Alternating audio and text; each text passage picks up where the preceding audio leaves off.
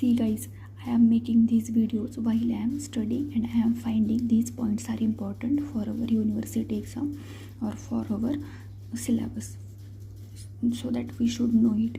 So guys, please follow and like my reels and subscribe my channels, because from now on I will be uploading these important points which I think मुझे ऐसा लगता है कि हमें याद रखने चाहिए पर हम भूल जाते हैं.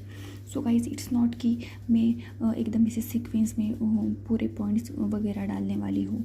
इट्स जस्ट दैट कि ये जो इम्पॉर्टेंट पॉइंट्स है जो हम हमेशा भूल जाते हैं, so that quick repair.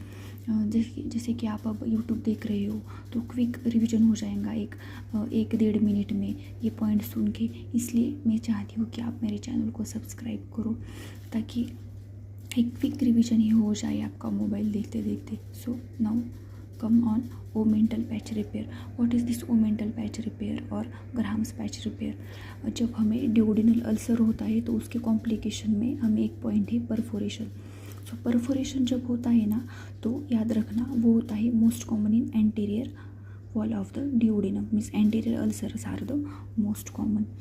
C and और ये अल्सरेशन वाला पेशेंट को परफोरेशन हो जाए तो वो कैसे प्रेजेंट करेगा? With the features of the peritonitis.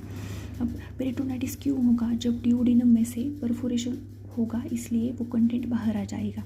ठीक है, तो कंटेंट बाहर आएगा तो पेरिटोनियम में जाएगा, पेरिटोनियम में उसे इन्फ्लेमेशन होगा. सो क्या क्या होगा? गार्डिंग एंड रिजिडिटी होगा, रिबाउंड टेंडरनेस होगा, गैस अंडर डायफ्राम होगा. किधर दिखेगा गैस अंडर डायफ्राम? एक्सरे में हमको दिखेगा. गार्डिंग एंड रिजिडिटी मतलब क्या कि जब प्रेस करेंगे तो हमें एब्डोमिनल वॉल जो है हमारा वो रिजिड लगेगा. रिबाउंड टेंडरनेस यानी क्या कि इन रिबाउंड टेंडरनेस हम देखेंगे जब हम प्रेस करेंगे और छोड़ देंगे उस एरिया को तो पेशेंट को बहुत ज़्यादा पेन होगा, उसे बोलते हैं रिबाउंड टेंडरनेस. तो देखो, ओमेंटल पैच रिपेयर में क्या करेंगे? हम सबसे पहले उसके एब्डोमेन पर कट लेंगे, ड्यूओडेनम को फाइंड करेंगे और ड्यूओडेनम में जो परफोरेशन है उस परफोरेशन को सूचर करेंगे. उसके ऊपर वो लीक ना हो इसलिए हम ओमेंटल पैच डालेंगे. ओमेंटल पैच डाला, फिर वापस से सूचर लेंगे और सूचर लेने के बाद फिर हम क्या करेंगे?